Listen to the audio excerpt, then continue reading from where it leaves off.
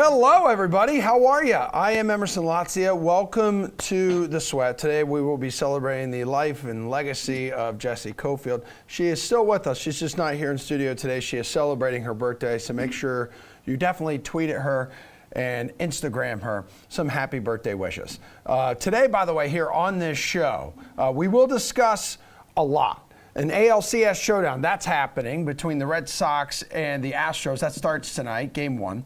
Sports betting advice there as well. We're also going to do that DFS hockey thing where 6 spreads around the NFL, week 6 spreads around the NFL can also be found on the menu. So if you hit up the DraftKings lobby right now, friendly reminder, you will find our week 6 Millie Maker. It's alive and well, ready for you to enter. Give yourself a shot at the $1 million top prize. It's also part of the DraftKings Championship Series, which means if you win this contest, you also earn a seat in the Fantasy Tournament of Champions, which will have yet another $1 million top prize when that event takes place in January of 2022, just a couple months from now. We're talking about it, so let's be about it. Good morning to our NFL panel consisting of DraftKings contributors Pierce Dietrich, Kenny Ducey, and Jeff Ulrich.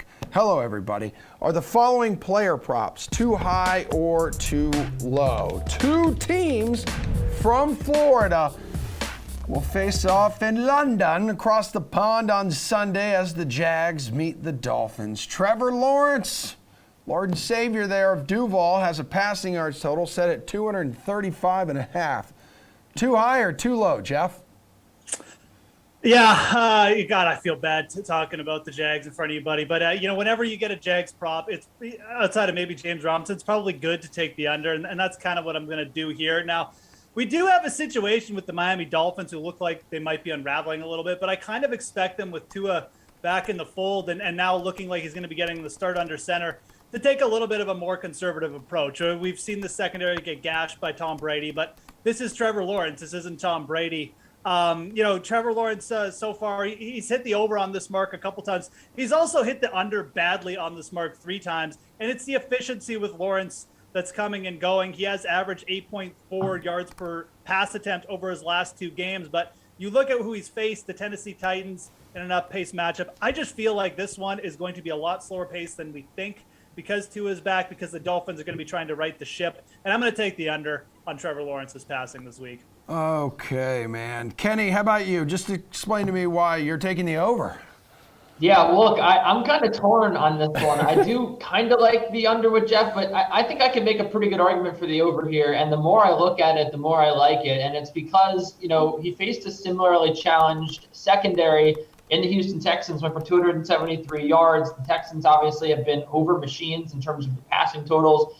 The concerning thing here, Emerson, is that obviously Trevor Lawrence is just not throwing the football enough to me to really, have a ton of confidence in him ever hitting his passing totals 33 times last week. But this is so low at 234.5 yards. And while I do think that the Dolphins secondary is a little bit better than what they've shown so far, they still are 24th in DVOA at the end of the day against the pass. So and 6th against the run. So the Jaguars probably be wise to throw the football, and I do think that they're going to fall behind in this one, just given the fact that this is, I think, a sneaky good offense against this defense that's kind of struggled. So I think that Trevor Lawrence, the game script fits him throwing the football a lot, and when you mix that in with a struggling secondary and a really, really low total, it is London, and crazy things happen in London. It's an unpredictable game all the time. I think the Jaguars could just go out and win this game.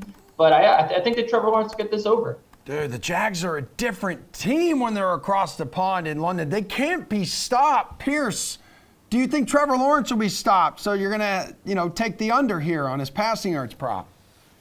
You can't stop our Lawrence and Savior. Yeah! He's going over in this game. This is easy. Xavier Howard and Byron Jones are good cornerbacks, but they're not healthy. They're not practicing. And at under 100%. They've looked really bad. Last week, they gave up 400 yards to Tom Brady and a ton of touchdowns. And that's not the first time that this 23rd pass DVOA has played poorly. 280 yards to Mac Jones. Not really a good quarterback. 380 yards to Derek Carr. Even 230 to Carson Wentz. And he doesn't even have feet. He's just out there kind of rolling around. They're giving up yards to those guys. Lawrence will pass against this team. And Jeff talked about, 3 of his games weren't that good. 3 of his games were against some of the best defenses in football. You look at the times where he played subpar opponents like Houston and Tennessee, he put up massive numbers. So this number is way too low. And it's basically a quasi-home game for the Jags. Let's go, dude. This weekend, the curse is broken. The curse will break. The Jaguars' 20-game losing streak will be no more. Let's go, baby. All right, we'll keep it in the Sure. All right, chill out, Jeff. All right, you little crank tank. We're gonna keep it. We're gonna keep it in the AFC South. There, the Colts play a division game against the Texans. Last week, Jonathan Taylor had over 100 yards receiving. That's cool, but only 53 on the ground. This week against Houston, Taylor's rushing total is set at 80.5 yards. Too high or too low, young Kenneth?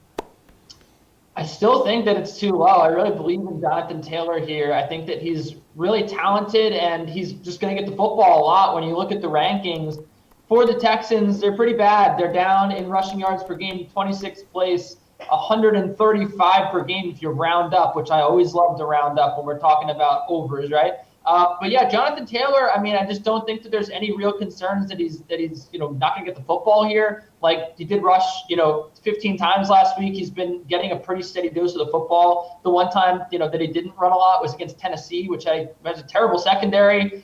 You got to attack them through the air. And look, while this Houston defense really isn't good at anything, I still think that this is a game where, again, look at that Tennessee game. They lost that game. This is a game where they get in front early. I really believe the Colts have shown a pulse. I think Carson Wentz is kind of, a good leader for this team. I think he's been okay this year. So I think that they can get out in front early, and then they just feed the ball to Jonathan Taylor, and he's just going to gash this defense. Again, if he rushes 15 times, I think he's going to get this over. And while he didn't against Baltimore, Baltimore's a pretty good rushing defense. I think it's going to be a different story this week. I think he gets very involved on the ground, and I think that he shatters this total. Pierce, is he involved enough on the ground to hit the over here? No, he's not. This is too high. And it has nothing to do with Taylor. Kenny's right. He's a good running back. He's a great running back.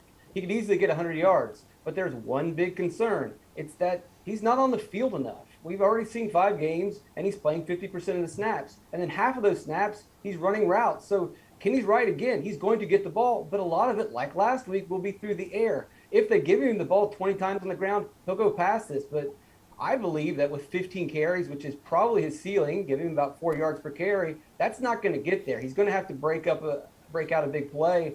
And this defense hasn't given up a lot of big runs. So the big issue I have here is Frank Wright working with 3 running backs now, just not giving him a lot of action on there. In close games, he's not getting a lot of action. This game's not supposed to be close, so I just don't see him getting a lot of work today. All right, Jeffrey, how about you, dude? Too high or too low here on this rushing yards prop? I mean, this is an interesting one because Pierce is right. Like, the total is high, but it's high for a reason. The better, or the people who set these lines obviously know what's going to happen here.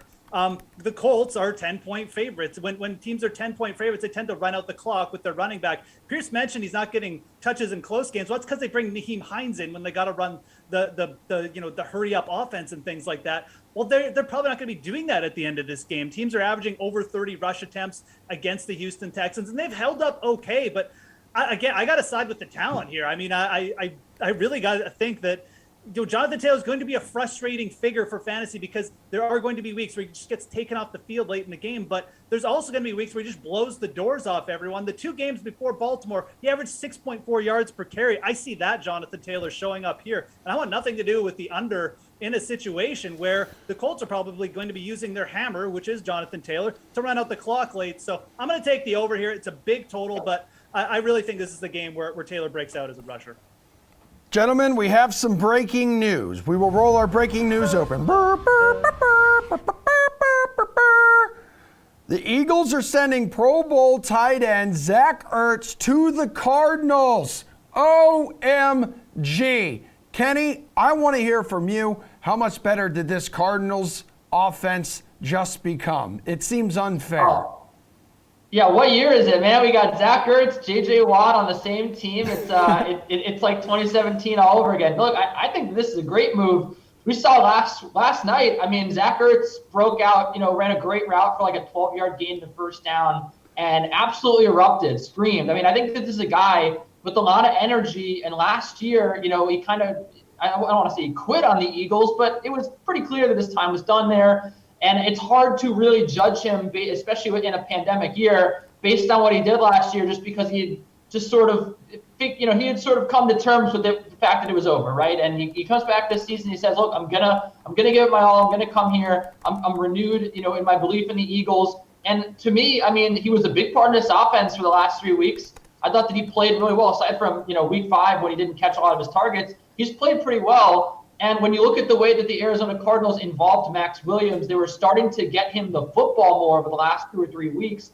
So obviously that injury was a huge blow. And to me, you look at what AJ Green has done for this team. I mean, he's been kind of good. Rondo Moore obviously is fantastic. He's a big talent. And then you have D-Hop. And now all of a sudden you add Zach Ertz.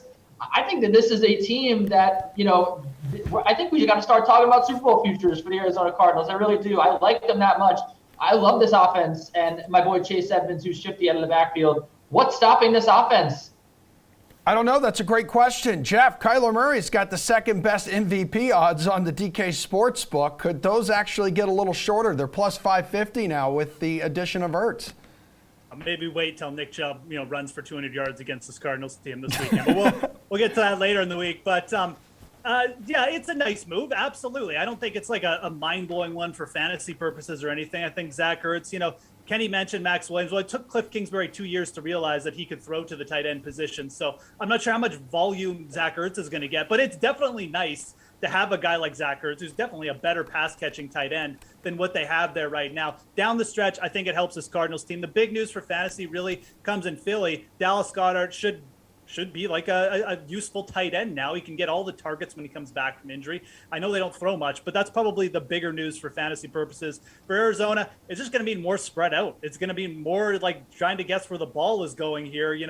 Less targets for even DeAndre Hopkins now, maybe with Ertz there. So interesting move, good for real life purposes. For fantasy, it just makes the Cardinals harder to figure though. Hey, Pierce, he had 4 catches, 29 yards, and a touchdown last night for the Eagles against the Buccaneers. What changes now with this Arizona offense? Probably not much. I mean, we haven't even seen a game without Max Williams. So now we're going to have Ertz jumping in. It'll be a nice complementary piece. I don't expect him to be a big part of it, but he's definitely going to help them have a chance of winning a Super Bowl. And then from the Eagles side, they just didn't need him. He's not a part of this young receiver core and young quarterback. He's not a part of the future plan. It was good to let him go. So it helps both teams out. So, hey, it's great for everybody. Hooray. Hooray, you look so excited. It's great to have all of you and your positivity here. Let's get back to too high or too low now. Everyone is expecting a high-scoring affair when the Chiefs take on the Washington football team here, guys. Despite seeing 11 targets last week, though, versus the Saints, scary Terry McLaurin only hauled in 4 catches. This week, though, his receptions total is 6.5 against the Chiefs. Is that too high or too low, Pierce? It's too low, I suppose. This one's really scary. I know people want to attack this game, and McLaurin is going to seem like the option here, but really it's the Chiefs giving up a lot of yards and not necessarily giving up a lot of receptions. They're forcing incomplete passes, and we've seen McLaurin have quite a few incomplete passes because, A, he's got good cornerbacks typically guarding him, which won't be the case, so that's a benefit to him, but he's still going to have a bad quarterback throwing him the ball, and you need that 11-12 volume. I think he's going to get there, but the initial reaction is that, this is easy, but that's more of a yards thing with Kansas City, but ultimately he'll get over this. Okay, Jeff, what do you think? Yeah, Pierce kind of reading my mind here. I would much rather go over on the yardage prop for Terry McLaurin here. Look, I mean, the targets are there. I mean, nobody outside of Devontae Adams since week 2, since Taylor Heineke took over as starter in week 2, nobody outside of Devontae Adams has more targets than Terry McLaurin. The problem is the connection rate between these two are terrible because Taylor Heineke, especially against bad defenses, hasn't really been that good. But let's just go to the yardage total. It's 80.5. McLaurin can hit this on 4 catches. It's a terrible secondary. They're giving up the 3rd worst yards per attempt against in Kansas City. So I would say, I don't really want to go under on any McLaurin props, but go to the yardage. That's the one I think you want to go over on this week. All right, Kenny. I agree. I mean, look, Charvarius Ward is questionable for this game. He's struggled this year, in terms of his grades at Pro Football Focus. And if he plays, maybe that he goes over this total. I mean, look, the bottom line is if you have a good corner on Terry McLaurin and, Mike Hughes has played pretty well, if he gets to start, like maybe they don't throw to Terry McLaurin. Maybe he's not open as much. Maybe they try to go over the middle to their tight ends. I think that, this is an interesting spot because 6.5 receptions, as Pierce said, is really high. You're looking at a guy fourth in percentage of his team's air yards at 45% in all of football. So he's overwhelmingly the top option for Washington. When you look at that stat, I mean, I think that I agree with Jeff. I would much rather take the yardage prop, especially considering he could break free for a lot of yards after the catch. I don't know if he's going to catch 7 passes despite the 49 targets this year. It's a little much to ask for me, so I'm going to go on. All right, I need all of you to hang out because we need you all for something coming up later in this show. We will gossip about the baseball next. Game 1 of the ALCS that arrives tonight between the Red Sox and the Astros in Houston. But first, let's hit the track here with a little NASCAR conversation. Bubba Wallace had a huge win at Talladega a few weeks back, and he was behind the wheel earlier this year in a DraftKings sponsored car, which looks super sweet. But more importantly, he took some time yesterday to talk to me. Check it out. Ladies and gentlemen, we are happy to be joined now by NASCAR's Bubba Wallace, driver of the number 23 Toyota Camry for the 2311 racing team. We appreciate you making some time for DraftKings, and most importantly, happy belated birthday, dude. How are you? Thank you. I'm good. I'm still recovering from birthday, to be honest with you. Oh, really? What did you do? We had a pretty big party. Amanda, my fiance, she's quite the party planner. She's knocked the last couple birthday parties out of the park, and this theme was a wine tasting theme. Yeah. And so had a bunch of friends and family over. Brought your wine, had the cards to fill out what you thought about each one, and it was cool. Sweet. Really cool. Sounds like you got a keeper, and you're planning on keeping her because you guys are engaged. Oh yeah, no doubt. No doubt. Bubba, real quick, just a little bit about us, our daily fantasy and sports betting show. It's called The Sweat in reference to the sweat our players feel when one of our contests comes down to the wire here. A couple weeks ago, you had quite the sweat yourself. So you're in the lead at Talladega Speedway when a caution flag stops, and that's when the sky opens up. The race is stopped, sky opens up, rain comes pouring down. So NASCAR says, that's it. That's the race. You're the winner. History. Mm-hmm. Like, why was this win so important to you, Bubba? I mean, it's been something I've been working towards for the last 4 years, being in the Cup Series, and hell, I hadn't had a win since 2017. But that was just a one-off deal.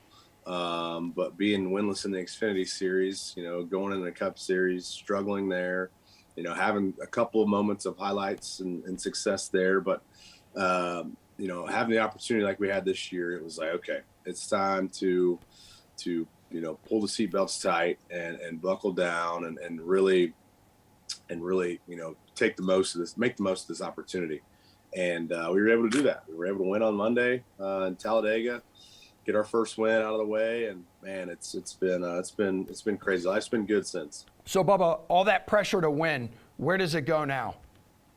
Right back into the race car, man. Right back into my mindset, to finish off the year strong. Sorry, my dog's butt's in the. No, that's perfectly fine. We're going to get to Asher here in just a second.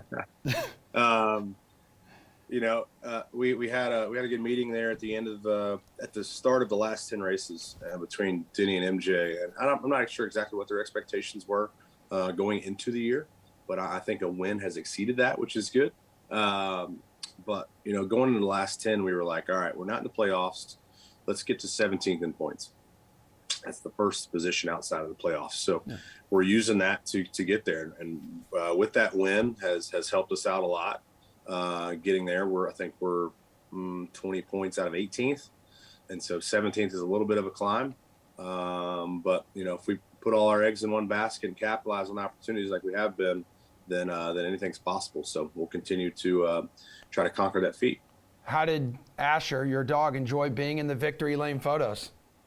Man, he loved it. I don't know if he was excited to get outside of the bus for a little bit or excited for the win, but I'm going to go with the win. And it was cool having him there. Amanda had to fly back Sunday night because of the rain and delay, so she had to get back to work. So it's unfortunate that she couldn't be there for our first win. but Asher was, so it was cool. Yeah, I mean, at least he was a little more amped up compared to when he witnessed your engagement to Amanda a few months back. His PR team must have said something to him. I've seen the pictures. It's like you're sitting there having one of the most important moments of your life, and he's like, whoa, what does that smell like? Yeah, no, he's a superstar. He catches on quick. He learns on the fly. So, man, he's a special one. You were overwhelmed with emotion, Bubba. Like the significance of that moment a couple weeks ago, your first win, that wasn't lost on you, was it? No, it wasn't. You know, I thought I'd have a little bit more emotion than what I showed, but just a really surreal moment. Just a moment that I'll never forget. You know, with everything that's gone on, with the blood, sweat, and tears that I've put in, that my team's put in, that my family's put in, just to finally see it all pay off is super special. And so to be able to be there, call myself a cup winner is really cool. And it took the sport a long time, nearly 6 decades, but Hall of Famer Wendell Scott is no longer alone in the history books as the only black driver to win a cup race. And his name and your name, they're going to be intertwined forever. How much pride do you take in that? Yeah, I mean, when you say it like that, it's pretty cool. It's definitely special. It's humbling. It's an honor to be, labeled with him or intertwined with him, continuing to carry on the torch continuing to lay down the path that he had started and carry on that torch that he had lit for us in the African-American community is cool. So just don't take it for granted, knowing that, each and every race could be my last. You just got to make the most of it. Yeah. How do you feel about being a role model for any minority drivers looking up to you? It's really cool when you think about it. When you kind of Tuesday quarterback it since we won on Monday. It's cool. My mom is always like, isn't that just the coolest thing? When people come up for autographs or kids, say they look up to you, isn't that cool? And it's like in the moment, you're like, you don't think about it. But after the fact, you have a couple minutes to marinate. It's like, yeah, that is pretty special. I'm just out here trying to, live my best life, have fun with life, do what I love to do. And people find that, inspiring. And so it's like, all right, well, I'm not going to change anything. I'm just going to try to be the best that I can be and go out and get some more wins. Yeah, it even brought your team owner, MJ, to tears. And on a scale of 1 to 10, where does that drive to be the best fall? Like when you're on a team that's owned by the GOAT, Michael Jordan? Yeah, I mean, you got to have it. When MJ's your owner, you got to have that mindset that winning is the only option. And so luckily, he's been invested in this sport for a while. He's been a fan of the sport for a while, but to see him take the leap and become an owner is really cool. But he knows the game. He knows he's not going to just jump in and win right away. It's not that easy. Hell, it took me 4 years to win. So it's cool for him to be here and understand the game and the hustle that it goes into it. Your boss genuinely saved the world from invading aliens by winning a basketball game in 1996. Like, never forget that, dude. That's right. I'll never forget that. How many points could you score in him one-on-one right now? I've learned from him that if you can't win at it, don't partake in it. Okay. So I'm not going to even participate. We're not even talking like a game of a pig or horse, anything like that, right? No, I'm good. I'm good. Because he wouldn't do the same in a race car, so. Yeah, it's true. I can't imagine him being like, all right, dude, let's hop in like my Toyota Camry here and just go at it. You know this here at DraftKings, Bubba, like we are known for daily fantasy sports, and football's a big part of that, but we also have NASCAR. So I know you just mentioned like your mom saying to you, how cool is it? People come up to you and wanting autographs, but what's it like having fans talk to you about like their fantasy lineups? Man, it's cool because it's like, because they're like, hey, we got you in my lineup today. And it's like, don't pick me on a road course. Road course isn't my best, but hey, if we go back to Talladega, I better be everybody's top choice, win y'all some money. So it's cool to be able to have that for the fans to dive a little bit more into our sport, put a little money on the line. Who doesn't like winning money, especially with DraftKings on board? So they stepped up in a huge way for us this year. Had our first top 5 run with DraftKings on our Toyota Camry this year at Pocono, so that was big. But yeah, I think when money's involved, it amps up the sweat a little bit more. Yeah, yeah. So you're telling us, like, next time you're at Watkins Glen, maybe we'll fade you that week, right? Yeah, put me on the bench. Put me on the bench. You know, if somebody gets knocked down, you pull somebody in. You know, I'll be a substitute. But Talladega, I don't know if there's. I don't even think you need a whole lineup. Just pick the 23 car. We'll be up there. Let's go, man. And I know you were born in Alabama, down in that neck of the woods too. You were raised in North Carolina. Like, I'm a Florida guy from Jacksonville. Like, pigskin, it's a big part of life in the South. So who is your team?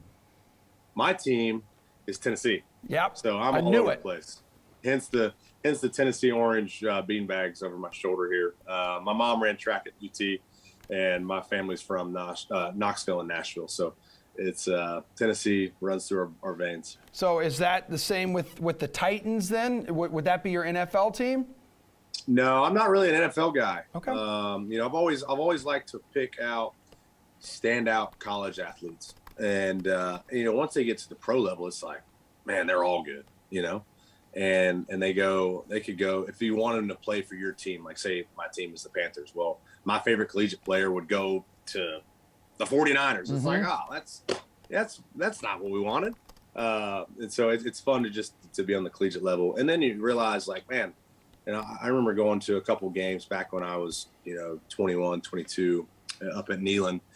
And it took me like a couple games to realize, like, dude, these cats are younger than me and they look like giants. Yeah. Like it's incredible to see. So it's fun watching at the collegiate level. Dude, I'm a UCF guy. You stole Josh Heupel from us there with the football program head coach.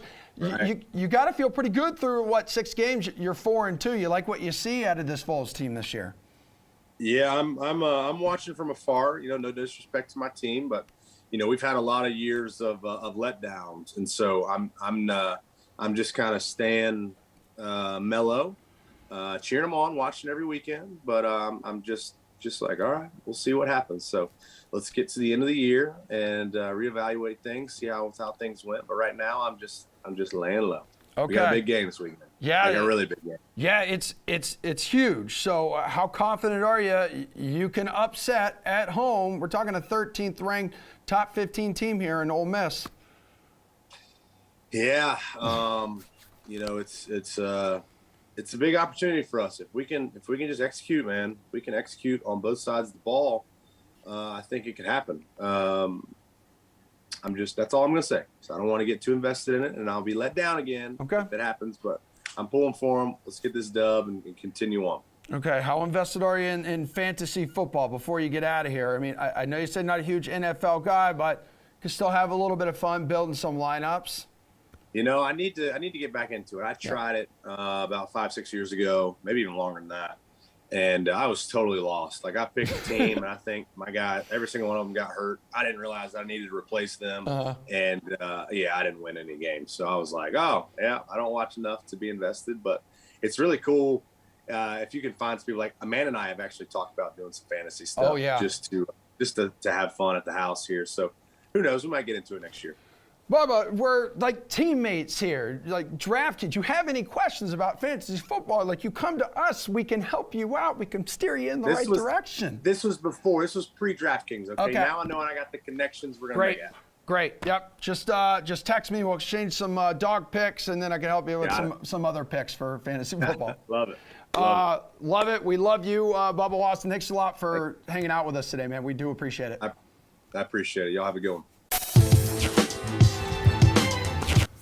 All right, everybody. Let's talk a little bit about baseball here because Game 1 between the Red Sox and Astros, the ALCS, 2 of the final 4 teams standing, they go at it tonight. We got DraftKings contributors Nick Fryer. We got RotoWire Eric Halterman here to discuss. Guys, just real quick, can we just talk about last night? Nick, we were talking a little bit off camera. You were not a fan of the controversial checked swing strike 3 to end the NLDS Game 5 last night, were you? I don't know how anybody was. And at first I'm thinking, okay, he went, we don't have the right angle, whatever, and the umpire's probably going to ring him up. But you figure it's going to be close at least. But then to hear Ron Darling interrupt the final call of the Dodgers have won, they're going to the NLCS, to hear him interrupt with oh no, that tells you it's terrible. And then we see the replay, and how does that happen? Yeah. Totally inexcusable. Yeah. Eric, how soon would you like to see robot umpires in baseball after last night? Because now the Dodgers are moving on to face the Braves in the NLD and the NLCS. Yeah, I don't know if the main robot umpire tech that's being pushed would have been able to handle that. We mostly see it for pitch location stuff.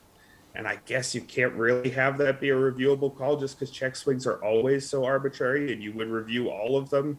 It's really an unfortunate way to end the series. There is some beauty in the drama of all of it, but I don't know really how you get out of that one unless you review every check swing, and you're going to add a lot of time and not a lot of clarity. All right, dudes, we'll go ahead and we'll stop living in the past. We're going to live in the present. And again, Sox Astros, game one of the ALCS is tonight. Let's start in the land of fantasy. Mr. Fryer, who are you captaining in the DFS showdown? Well, speaking of living in the past, I don't want to look too far past with Chris Sale and what he did against the Astros back in 2017 in the postseason. I know they rocked him, but there's only a few guys left from that lineup. And as much as you might think, well, Chris Sale didn't do too great against the Rays, he didn't close out the regular season well. We go in here from Alex Cora that he and his staff have figured out what's wrong with Sale.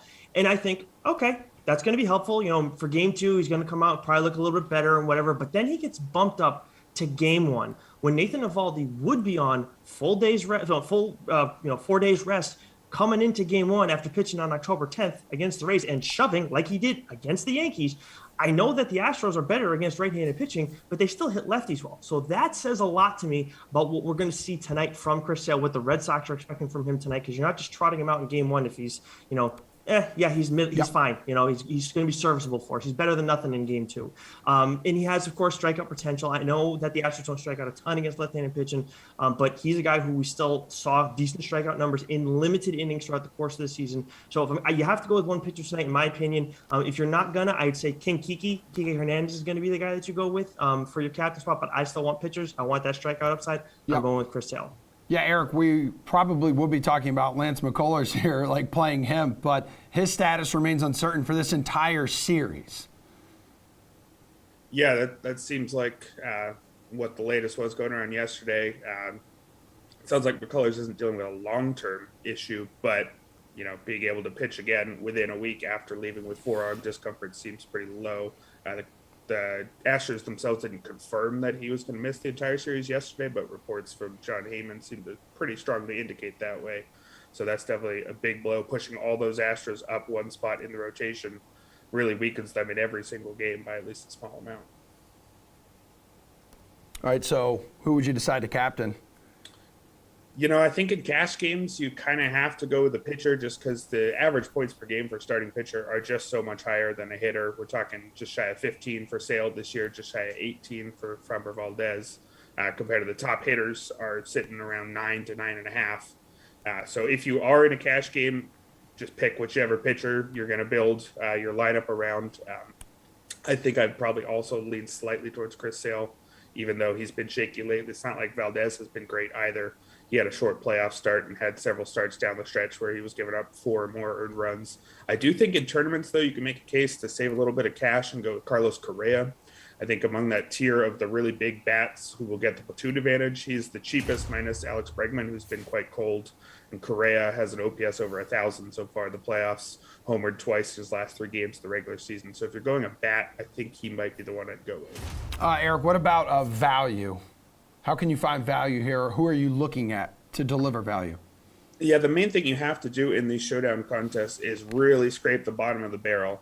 You got to go with some guys that you would not be selecting in a normal daily fantasy setup just because you want to get as many of those good bats as possible. And I think you have to go all the way down to the bottom to Christian Arroyo, minimum price guy at 4,000 and is a legitimate hitter. That's enough. All you need to do really is save cash with anybody who actually has a chance of getting on base. He's actually perfectly fine. A 106 WRC plus over the course of the season means he's a tiny bit above average. The other minimum price players who are likely to play, Martin Maldonado had a WRC plus of 63. Really not anything with the bat. Jake Myers, also for the Astros, hit fairly well this season, but has a very short track record and is battling a shoulder issue, may not even play. So I think Arroyo is the guy you almost have to go with if you want to include as many of the best bats as possible. Okay, who will you be looking at next for some value in this one? What's your strategy? I got to go with Hunter Renfroe tonight. I know that he struggled against Framber Valdez when he saw him back in the ALCS last year when he was a member of the Rays. And it was pretty ugly for him then, but he's hot right now. He's 6 for 20 in the postseason. He's got a hit every single night so far. So he's building up, head of steam right now. I know he only has one extra base hit during that span. But then you look at what he's done against left-handed pitching this season. He's got an 882 OPS, 243 ISO, 375 WOBA against left-handed pitching throughout the course of the season. So I know that while Valdez has reverse splits against right-handed pitching this season, right-handed hitting, I still like the numbers that Renfroe's put up against lefties. Yeah, it's actually over 5 lifetime against off of Valdez. But you are right. It feels like he's gotten to every left-hander this season. There's no question about that. Let's end this segment here, though, dudes, by pivoting over to the DK Sportsbook. What's your favorite bet on Game 1 for tonight in the ALCS, Nick? Well, I think at large, I like the Red Sox to win the series, and they're at plus money value right now. So I would definitely take a flyer on that one, because if they go and I think they're going to win one game in Houston, whether it's tonight or next game is one or another. But I think they're going to Fenway 1-1. But for tonight, I got the Red Sox scoring over 3.5 runs. I like what their offense has done so far. I don't think anybody can complain about that. And Framber to a guy who just got last time out, I think he's prone to giving up 4 runs again like he did last time. Eric, the bet you like tonight for Game 1 of the ALCS is what? Yeah, I'd be interested in probably the under on both strikeout props. They're not very high. It looks like it's 3.5 for sale. Valdez is at 4.5. But this is Game 1 of a series. Both these bullpens have had a bit of rest. Neither pitcher was allowed to pitch very deep in their previous start. So even though they have the potential to strike guys out on a per inning basis, they just might not go very many innings. And I'll also note that I'm with Nick on picking the Red Sox for the series. I think it's pretty close to a coin flip without McCullers. The Fangraphs playoff odds actually have it 50.5% in the Red Sox favor. So the fact that they're at plus 125, I think that's a pretty good deal. All right, you two, enjoy the rest of your weekend. Enjoy tonight's game. We got to get to the sticky puck department right after this. What's cooking on the NHL slate?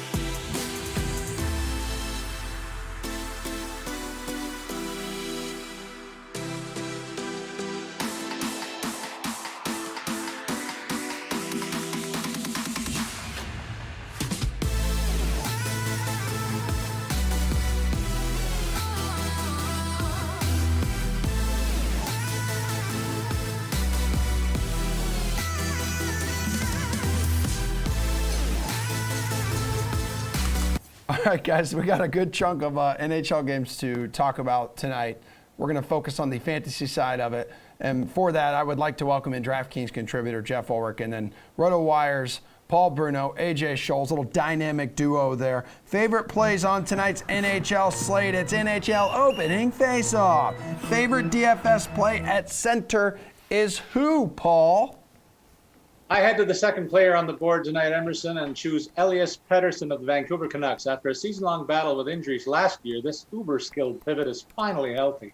Many fans south of the border may have forgotten just how consistent he's been in his young career. I can tell he's been a point-per-game guy, and if you like what you saw opening night, you should be on him tonight. He recorded 6 shots on goal for the Vancouver team in the first game of the season. Tonight, he gets a flyer squad with very suspect goaltending. I've talked about that team for the last 7 years, haven't I, AJ?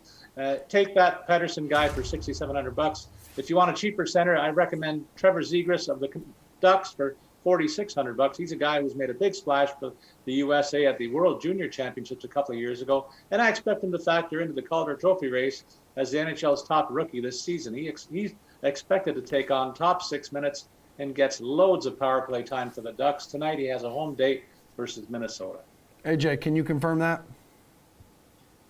Yes, I can. Paul has talked about that. We both talked about it forever. It's just a fact, unfortunately. Look, at my center spot, I actually like Jack Hughes tonight here.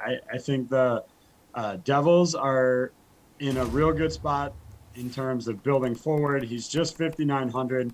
There aren't a ton of like high price options here on the 3-game slate, so I don't think you have to really pay up for a guy like Sean Couturier tonight.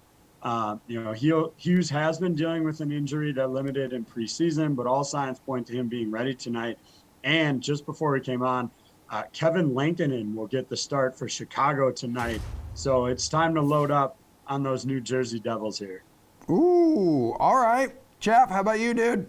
AJ came in hot and stole my pick and Jack Hughes, but I will say this. I mean, targeting the Vancouver Philly game is absolutely fine. I'm fine going to the other side too and taking Sean Couturier there.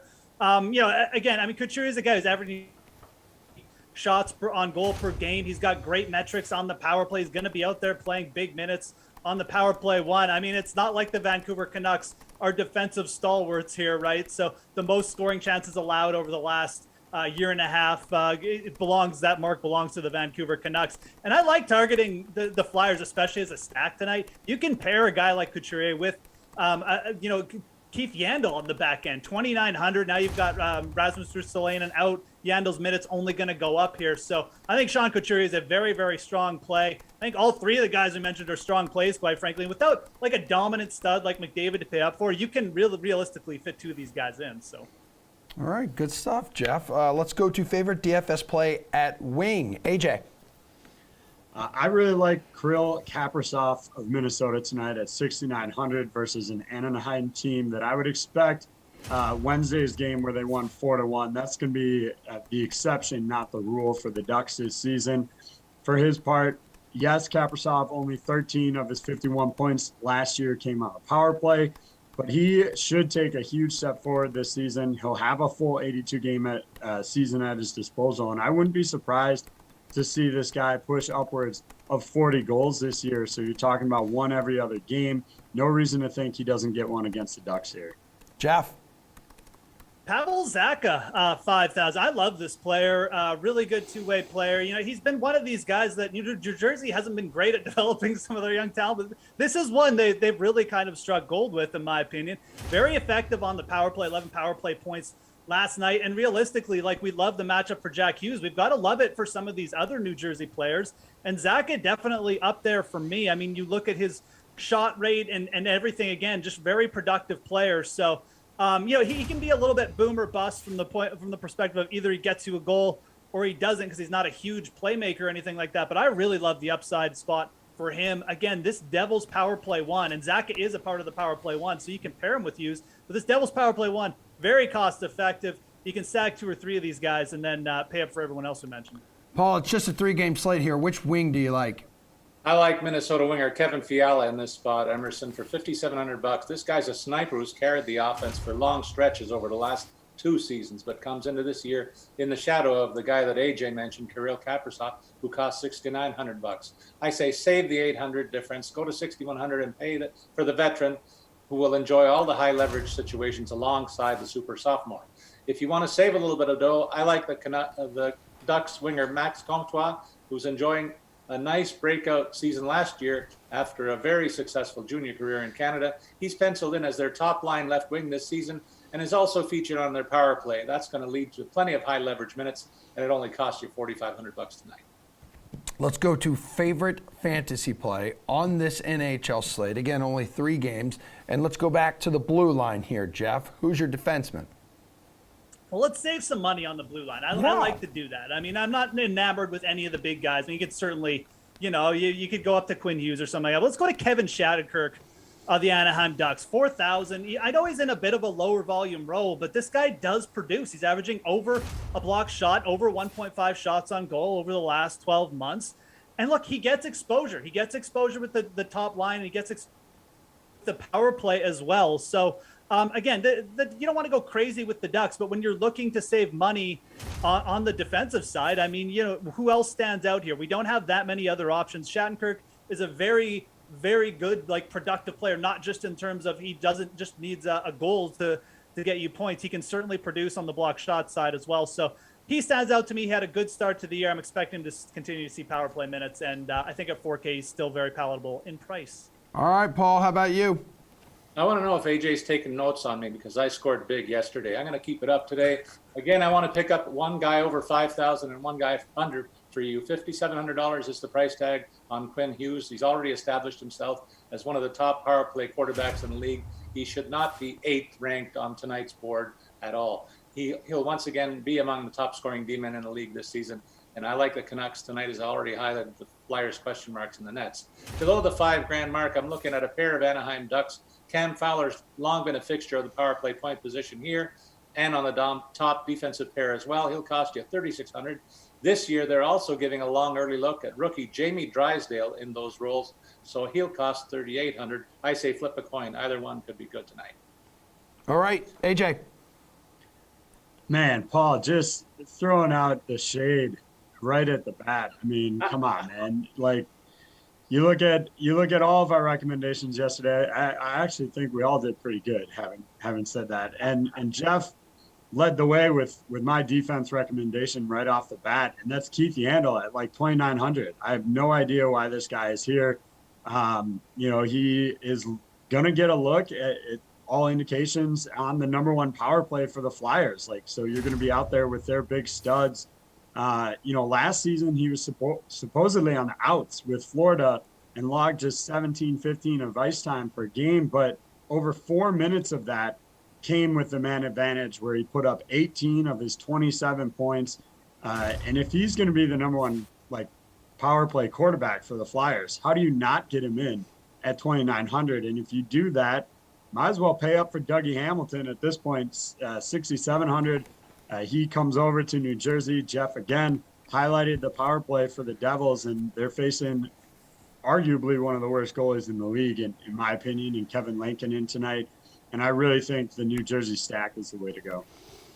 All right, you three are free to go. We are tight on time. I know all of you are also very excited for the Bruins season debut tomorrow night against the Stars. So that's exciting stuff. We do have some NFL to get to. We're going to talk a little bit more about some of the money line bets, totals, spreads on the Sunday slate, Week 6 around the NFL right after this.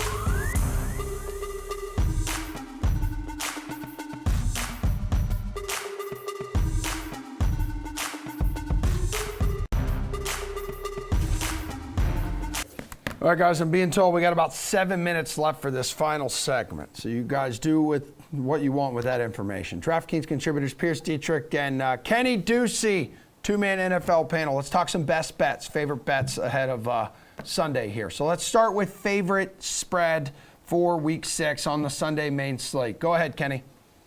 Yeah, I'm going to be the biggest square ever here with my first two plays, but I love the Cowboys -3.5.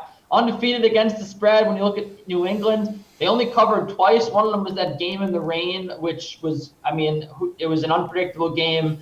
I'm throwing it away. And then the Jets, they covered against the Jets. That's like a free space. And look, Mac Jones has not looked good lately. He's thrown 5 picks in his last 3 weeks. He's been sacked 7 times in that span. When you look at this defense, the Cowboys, it's pretty good. And I think that, it's 6th in DVOA. I think they're not getting enough credit here. You look at New England on the other side, they're giving up almost 7 yards per attempt, which is not good. People think that this is a good passing defense because they're just not giving up a lot of yards. The problem is no one is actually throwing the football. They rank very highly in terms of lowest percentage of pass plays against them. So I think that the Cowboys throw the football a lot here. If they have a lot of success, I think that the New England Patriots fall to 2 and 4 against the spread. By the way, that's it's now 3.5. 3.5 is the spread now, Kenny. Can you believe that? Yeah. Huh?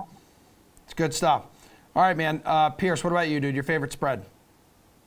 Texans +10. People think that, the Texans are terrible. And last week, right, they were supposed to get blown out. They should have won that game. They got way too conservative in the second half. Davis Mills looked pretty good, throwing for over 300 yards. Against the pass defense, that's supposed to be pretty good. He's had some tough games. and some poor games, but they were against tough opponents. This is not a tough opponent. Indianapolis has one of the worst pass DVOAs in football, and that entire secondary is injured. He's got weapons. He's got Cooks. He's got Chris Moore off the practice squad going for 100 yards last week against New England. They're going to be able to move the ball through the air. This team's a lot better than they're getting credit for. Yeah, Davis Mills, 3 touchdowns against New England secondary, which probably has Dak Prescott salivating, which is why I think Kenny likes the Cowboys there to cover. How about, let's go money line bet, your favorite one, Pierce? Give me the Chargers. I do not believe in this Baltimore team. They did not look good in the first half against Indianapolis on Monday night. Then all of a sudden, Indianapolis's secondary went from backup cornerbacks to backup cornerbacks. They didn't put any pass rush on Lamar Jackson, and he was able to score points. Lamar Jackson barely beat Detroit. Baltimore is not a good team. The Chargers are a good team all around. The only weakness they have is against the run. And people say, well, Lamar Jackson's going to run all over them. That's not necessarily what that means. When you have a bad rush DVOA, that means you typically struggle against runs up the middle, runs off tackle, not against scrambling quarterbacks. You can't really equate the two things. Chargers are going to win this game. Kenny, need your favorite money line bet. Yeah, speaking of those Chargers, anyone catch Justin Herbert throwing for 400 yards against this Browns secondary, which was not helped at all by this amazing Browns pass rush that we've heard so much about? I like the Arizona Cardinals. Yes, that's to say square play, but I'm doing it anyway to win here, go to 6-0 on the season. At plus 130, they're 2-0 against the spread as underdogs this year. They've won twice as underdogs. And when you look at this Arizona defense, 13th in DVOA against the rush, think that they're pretty well equipped to slow at least a little bit this Browns offense. And this secondary for the Browns is very bad. They were losing their men left and right against the Chargers. I think that a lot of people look at that big game from Justin Herbert and think, okay, Justin Herbert, great player, great quarterback. We forgive the Browns for this. But this was not a good performance whatsoever. It was not like Justin Herbert was making great throws. Guys were slipping away from defenders wide open in the secondary. It was an atrocious defensive performance and is not going to fly against a high-powered passing attack in the Arizona Cardinals. I think that this Browns team was disappointing last week. They've been disappointing over the last 2 weeks. And I think that this is a bad loss for them they're going to take. And maybe they're going to reset here and come strong for the rest of the season. But I think the Arizona Cardinals win this football game. Ducey, hook me up with your favorite Sunday total. Yeah, there's a little bit of uncertainty here with Joe Burrow with throat contusion. He's on voice rest. I'm sure the producers at DraftKings want to put me on voice rest. I think this Lions-Bengals game goes under 46.5 points. This defense for the Lions actually just picked them up in fantasy football. They're pretty well, averaging a little over 2 sacks per game, 6 takeaways in the last 5, 3 in the last 2. They should get a little bit more credit. Dan Campbell's coaching them up, and I think that this Bengals offense, they might be able to put up a few touchdowns in this game, but this Lions offense as well is just not going to get it done against a secondary that's looked pretty good. I mean, we had questions about these guys. Eli Apple is in this secondary for Cincinnati. In the last 2 weeks, they've impressed me a decent amount. So I think that against a struggling quarterback, a struggling offense, I think that the Bengals defense holds it down, and I think that this Lions defense can do a decent enough job containing the Bengals. Pierce? This is either a good sign or a terrible sign, but I am also on the under for this game. It's already moved 2 points towards the under. The public likes the over, but the sharp money is on the under in this game. The offenses, they're flashy and they've got weapons that we know of, but they don't score a lot of points. Cincinnati just 19th in points, Detroit 25th in points, and both the defenses, as Kenny's already mentioned, have played well. Yes, Detroit had a tough first 2 games of the season, but they've bounced back since then. Cincinnati has a great pass rush. Their secondary is a little bit injured, but you really don't have to worry about it. If you've got a good pass rush, and that secondary is going to face Detroit receivers that you've never heard of, and Jared Goff, they're not going to score points. I love the under in this. All right, guys, that's all the time we have. I am also seeing here exclusive video of Trevor Lawrence walking onto the practice field in London, in the UK. You guys can see that exclusive video on the Jaguars Instagram account, actually. Yeah. How do you say that without an accent?